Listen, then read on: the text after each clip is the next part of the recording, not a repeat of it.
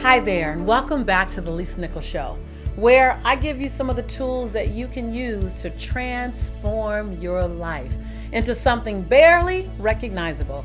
Because before your life changes, your mindset must change. And here's where we find out exactly the new belief systems we can take on, the new action steps we can do to create the life that we all deserve. So your comments. I love your comments. Thank you for each and every person that puts in comments. That means the world to us. That's where we have a conversation. And I have to say, Ian Denny, you are responding to the episode, Your Past Does Not Belong in Your Future. And you said something delicious. First, you start off with BOL, breakthrough out loud. Before you tell me what you've been through, I want to know what you've come through. I love it. And that speaks to the concept of people always talk about what they've been through. And they wear it like, suffer. And Ian, what you got was you haven't been through something, you've come through something. And wear it as a badge of honor. I've come through this, I've come through that, but have pride. Don't allow it to drain you. Have it give you energy. You're not successful, or you don't get to be successful in spite of your past. You're perfectly designed for success and joy because of your past. So I love it. And Aisha, you are reflecting on the episode, Stay in Movement to Avoid Shutting Down. Stay in movement to avoid shutting down. And you said, I love it. You said, I am, all caps, I am inspired to get back up and get out of being shut down. I am on a comeback. Everybody take notice, right? I love it. Aisha, when you declare something, all of a sudden, I believe that the universe says, okay, listen. Now, what I love is when you make a bold declaration and you follow it with radical action, everything in your path has to align with your vision or get out of the way. Either is okay with me.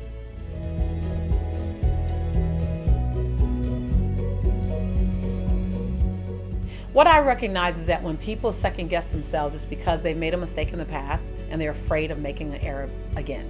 So if we recognize that we are a culmination of all of our choices, good, bad, happy, sad, right, wrong, and everything in between, and if we can trust ourselves to bounce back, like if you trust yourself, so often people are trying to avoid falling. You want to avoid ever being knocked down. You want to avoid having a difficult time. You want to avoid this thing we call failure. You only spend a lot of energy of trying to avoid that when you're afraid you won't come back. But when you become clear that no matter what, and I mean, you got to pause and say that slowly. No matter what happens, I am going to come through. I'm not saying that you're claiming to be invincible. We all feel. We all have emotions. We all are impacted by our choices and the results.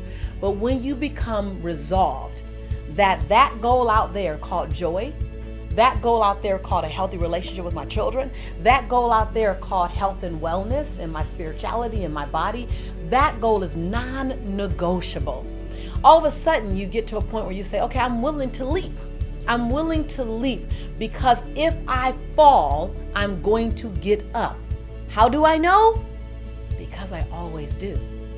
I always do. So I was sharing with Margaret on my team and one of my closest friends and my prayer partner that all we need is evidence. Like, evidence is so powerful that in the court of law, you can know someone did a crime, but if there is no evidence, they get to walk. They get to walk. That's how powerful evidence is. So how about we make evidence in your life just as powerful? So if you have evidence that you will get up, you have evidence that you will keep going. You have evidence that you will rise above your circumstances. You have evidence that you will dig deep enough to give yourself exactly what you need to get through this moment. Then why not? Why not push past second guessing? Why not be willing to take a leap? Why not give yourself 1,000 second chances? Why not get to the edge and leap? Because you have evidence. So yes, there are moments when you're gonna wonder, it's almost like you're about to jump into a game of double dutch and you're bouncing back and forth going, should I? Should I? The only reason why you wouldn't jump is because you think something might happen in that leaping that might forever stall you. Well, when you resolve that nothing can forever stall you, it might slow you down. It might cause you to need to breathe. It might take you to your knees, but it won't stop you. Then all of a sudden the second guessing begins to cease. All of a sudden you begin to recognize, hold on, I woke up enough. When I got up, I was enough. And no matter what happens to me throughout this day, I still will be enough, smart enough, brilliant enough, young enough, wise enough, humble enough. I woke up enough. All of a sudden, when you stand in that knowing, you stop the second guessing. It doesn't mean you won't be afraid. It doesn't mean you won't get nervous. But you begin to believe more in the person that you've known yourself to be through the evidence than you're worried about the circumstance and the experience. Because when you're worried about the circumstance and experience, you forgot who you're bringing to the circumstance and the experience. So the circumstance and experience by itself can be one thing, but the moment you bring you into the equation, the dynamic has changed, because now you just entered the equation. And I don't say that in an ego-based way. I say that in the way of unwavering faith of who you are and what you've been born to do and produce. And even though you may have been through so many things, it's because you've been through so many things that you're perfect for this opportunity. You're perfect for this moment. You're perfect for this mountain. No one can climb this mountain like you. Why? Because you've had so many in the past. No one can get back up like you. Why? Because you've done so many. Like I always call them squats. Whenever I get knocked down and get back up, I'm like, oh, this is a really good squat. I'm stronger for the next one. And so, second guessing, it's an exercise that doesn't build any muscle that you can use. Recognizing that you are enough and that you have the ability to bounce back from anything and that nothing has the right to stop you. When you live in that knowing, you look at second guessing and say, thank you so much, but there's no more room for you here in my life. Remember, this show is a lot of things. It can be kooky, crazy, edgy, risky, confrontational, loving. It can be a lot of things, but what it's not is it's not a monologue. It's not the space where I just come and talk and dictate and fix you. I can't fix you because you're not broken. You're perfect, whole, and complete just the way you are. I'm simply here to add to the brilliance, the genius, the beauty of you. This is a dialogue. So I want to talk to you, and I'd love for you to talk to me. I'd love for you to be with me. And right now, I'd love for you to just stop. Take a deep breath. There you go. Take another deep breath. Breathe with me. And I want you to feel the power that an affirmation can have. Affirmation is speaking life into a moment. Affirmation is speaking life into a being. Affirmations, I believe, had a large part of saving my life. So I want you to type. I want you to type in chat, I am confident. I am confident. I am powerful. I am enough.